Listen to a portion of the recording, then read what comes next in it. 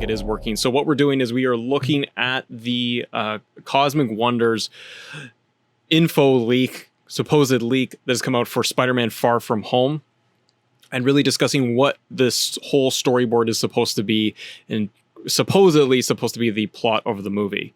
Home, desperately contacting Aunt May and Happy. He reaches his home and tells Aunt May they have to hide. They will become targets. But it's too late, as the apartment complex is attacked by Michael Mando's Scorpion and his men. In the fight, the apartment explodes and Scorpion falls down, breaking his back, and Aunt May and Peter escape. They seek refuge at the New York Sanctum, where they meet Wong and Doctor Strange. Strange is busy analyzing several fractures to their reality, which started after the blip but have been increasing. Peter wants a spell to reverse the uncovering of his identity, asking Doctor Strange what he can do. But Doctor Strange can do no spell, but in return he offers the asylum to May for her to hide and tells Tom that he should solve this like most people in court. Then in another part of town, reality fractures and out comes a confused looking Jamie Foxx's Electro. The old Avengers Tower now belongs to Oscorp, and they are in fact experimenting with fragments of both the Tesseract, Pym particles, and traces of the ether found in London.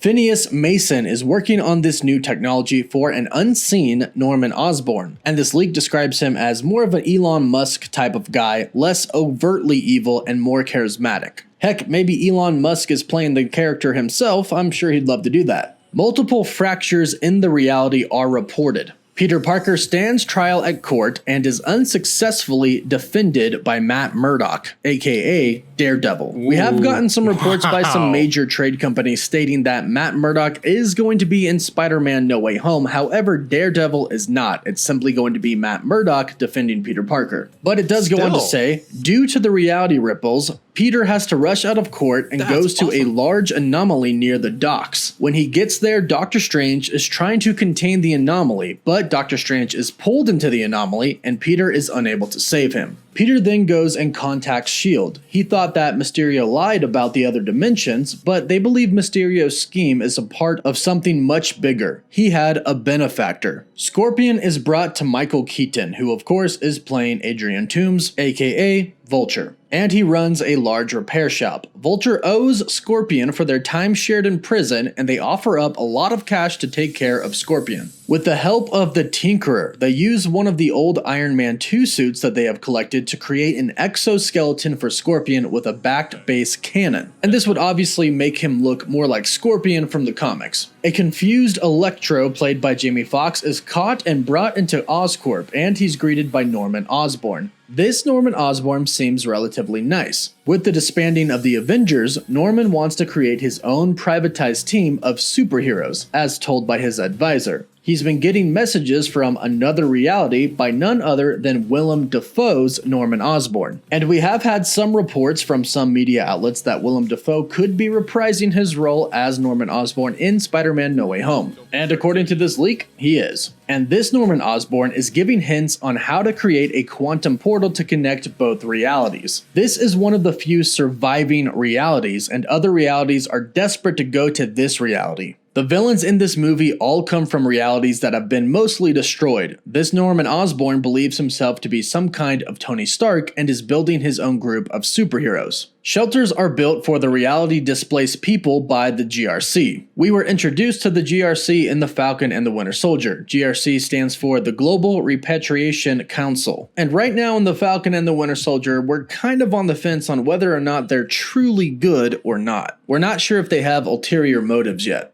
Debates are held about this reality taking in refugees from other realities. Missing people, duplicates, and the like are taken care of. Among them is Ben Parker. As one of the few living relatives, Aunt May is contacted and even Peter learns of his existence. Both Aunt May and Peter go to see him. Ben is happy to see both of them, as in his reality, they both had died. Admittingly, this would be a pretty cool twist. Granted, it wouldn't really be the same. It's not the same Ben Parker. He wouldn't have experienced the same thing that they all went through together in the main reality, but it still would be pretty cool to see.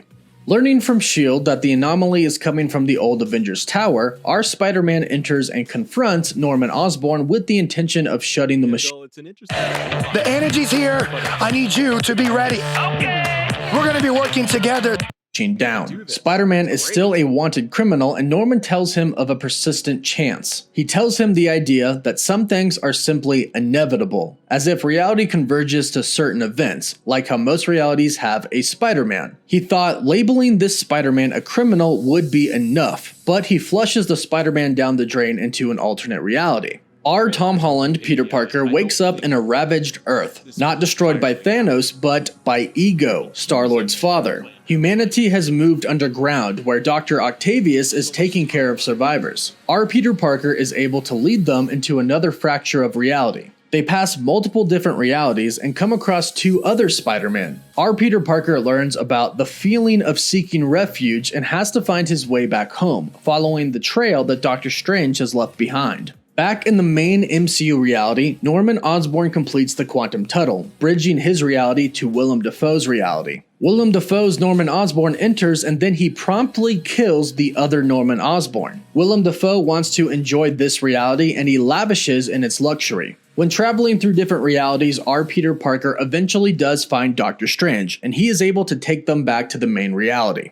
The leak describes it as, when they get back to the reality, it's a little like Back to the Future 2. Things have been taken over by Oscorp as time has passed for several months. It has become highly militarized, and Willem Dafoe's Norman Osborn has several protectors, including Scorpion with his upgraded suit. There's the final battle, which takes place over several ravaged versions of New York, including one with dark elves. Eventually, our Peter Parker will have to turn off the Quantum Tower, which will condemn all of the other Earths to their fate. The reality displaced people refract and go back to their own realities. Aunt May says goodbye to Uncle Ben once again, and Peter Parker says goodbye to the other Spider-Man. They tell him that he's lucky and he needs to take good care of his world. In the ending sequence, the dead body of our Norman Osborn is revived by Dr. Connor, tinging his skin with a green hue. Dr. Connor obviously being the Lizard. And that's it for this plot leak. And as I mentioned, it's very interesting.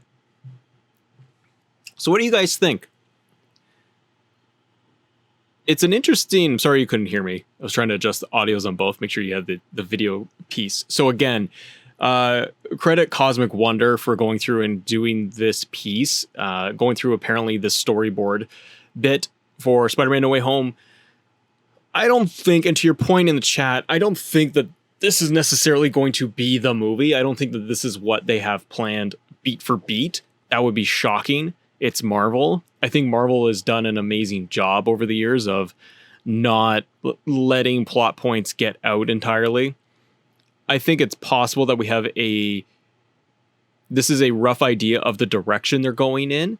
But I wonder too that if they are, like, it's pretty much confirmed that the Doc Ock and Electro from the previous films are confirmed, as well as possibly Green Goblin and the other Spider-Man. Everything is all swirling around rumors for this. I just wonder if they do this on some level where it is like multi-dimensional, it's all coming together. But is it a problem that too much of the audience, like I always try to think of like broader audiences. You have audiences that are like a lot younger that have only grown up with Tom Holland Spider-Man, and bringing in the Garfield Spider-Man threads and the Sam Raimi Spider-Man threads, those are amazing. Like, that's really, really cool. But how much of the audience is familiar with that nowadays when you are like, when was Raimi's Spider-Man? The original one. Like, you're talking like a long time now that we have been removed from those films, like 20 years, isn't it? So I'm just saying that you have generations of fans that have lapsed and have never grown up with those films, and now you're trying to introduce the multi-dimensional stuff. Again, really cool. I don't think you'd have to go too far, but even in this, I'm like, there are so many beats of story threads to have to communicate and walk people through. It's a lot. Like, unless this is a 2-part film that you're going to really flush out, I would worry that you couldn't get everything across. The Daredevil piece, having Matt Murdock in there, that's really cool. And I think something like that could happen where we get those pieces. Having Murdock in there and to know Daredevil will not show up, I doubt that too.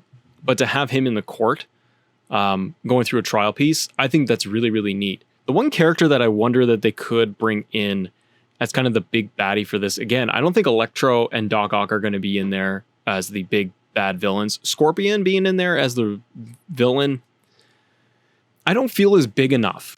Like, you're in the third Tom Holland movie, and I love these films. They've done, now again, Marvel does a great job of grounding their villains, like giving them more personality and fleshing them out. Whereas like Vulture, when initially announced, I thought, like I wasn't keen on Vulture, but then you see Michael Keaton do the performance and the twists in that film are amazing and I loved it. Far From Home, I didn't enjoy as much as Homecoming. And I say that, but it's kind of like 1 and 2, like they're really close. Like I'll watch any Spider-Man film, but I didn't care for Mysterio that much. Being overseas and all of that, like it was still great. It's still great, but I just wonder, do they need something bigger for a big baddie? At the same time, you're dealing with Spider-Man, who is supposed to be a much more grounded hero. He's not Cap and Iron Man that needs these huge villains, but not too sure. I'm just thinking in my head, I'm like, I want like Kingpin. And if you're going to introduce Daredevil and Murdoch as just a story beat, or just like, hey, like wink and a nod kind of deal, I wonder if you get a glimpse of Kingpin. You're also dabbling into Sinister Six territory with all of this, which is really, really cool. Just going through the chat, like you guys are saying too, like you don't think it'll happen. I don't think it'll be beat for beat. Some random person with the opinion says Sony owns Spider-Man. So yeah, again, but we're getting through this contract deal with MCU tied together. I've always wanted to be able to, when I say I want bigger villains, like I always want Venom and Carnage as those big villains, but MCU is trying to build this story narrative out, and it's a bigger story piece that's going to support Doctor Strange, as well as just looking at Wanda and what happened with WandaVision. Those are all starting to take shape. So Spider-Man could be a very, very integral piece of the puzzle to all of this. But the other piece, like you guys are talking about too, is what do we deal with? What do we think of when there's the contract details between Sony and MCU? And I mean, MCU just needs to spend a ton of money to Sony to use Spider-Man, but we need that continuation.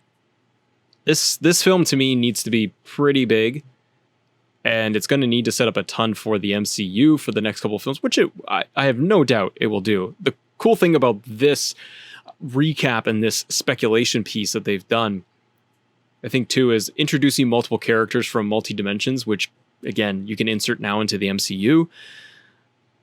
I just wonder what it's going to be. What do you guys think? Do you think that this is going to be close to what they're doing? Do you think there are elements in here? What do you think are the pieces in this thread for this, like this supposed plot leak for the multiverse? Do you think we get Norman Osborn? Like, who do you think is going to be the big villains for this? Bill writes in and says, Marvel leaves things out purposely to have stories and Easter eggs for their movies. Exactly.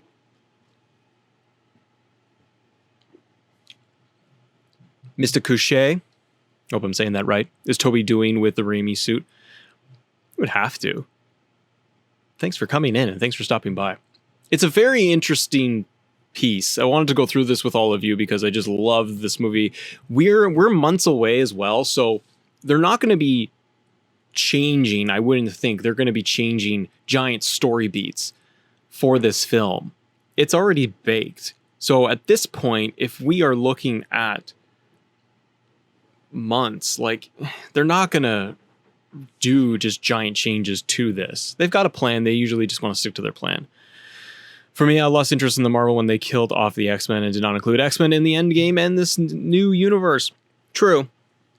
But there's potential, right? Like there's even whispers of Wolverine coming over to Disney as an origin story kind of thing, where they're doing more of a chapter rollout, mini-series of Wolverine going through like Weapon X, his time in Japan and Canada, and doing kind of that saga on a Wolverine story. The thing that what Disney Plus allows, and this is going off a little bit, but staying with MCU, so stick with me, but the beautiful part of the Disney Plus and the series there is that it allows us to branch off with other characters and be characters or characters that just have not had the screen time, WandaVision, Falcon Winter Soldier, to really flush them out even further and have these standalone stories that are really, really cool in themselves. Bill says that I want to know what happens to Spider-Man after this surprise reveal at the end from Far From Home with Stuart. Yeah. What's interesting there is like that's in our dimension, and that reality, the Tom Holland reality of Spider-Man. It's going to be really, really cool what happens if they're going to open that up. I'm wondering the exact same thing too, Bill, is what are they going to do with that story beat and having the next movie lead off with that thread? Because if this supposed plot leak is anywhere accurate, it does make sense from storytelling that you would want to kick things off in the next movie of like they reveal Spider-Man's identity and he freaks out and he's running home and he's got to find Aunt May, he's got to find Mary Jane, his friends, like he's got to go through all of this stuff. And then bad guys are just hunting him down. It'd be really, really neat to see what they do. Wolverine is not Wolverine without Hugh Jackman. I know. Mystic says, is it guaranteed that Andrew and Toby are in the movie? Not what I have heard and just read online constantly, because it just pops up like almost every week at this point, is that Toby and Andrew's appearances, if they are in the movie, are more of a cameo or small part. It's Tom Holland's Spider-Man film, right? It's his story. What I wouldn't be surprised of is that if they've got them in for these cameos, like Tobey Maguire, you don't even need to have him dressed up in Spider-Man. Like you could have him cameo as just Peter Parker. Because maybe you don't want him. Maybe you want him to be in a dimension of an older Spider-Man that isn't fighting as much, and you're just getting a older, more mature Peter Parker. That would just make sense because Toby's not 30 anymore, so you can't really play with. You gotta be careful with what you're doing with these characters. Bill says they need to take where they left off at the ending. It was a cliffhanger, and I was shocked. I want to know what happened. I do too. I totally do too. So guys, there's the Spider-Man piece. The next piece of news, we're going to be shifting gears a little bit. And by the way, thank you all so much for joining us here on Assemble.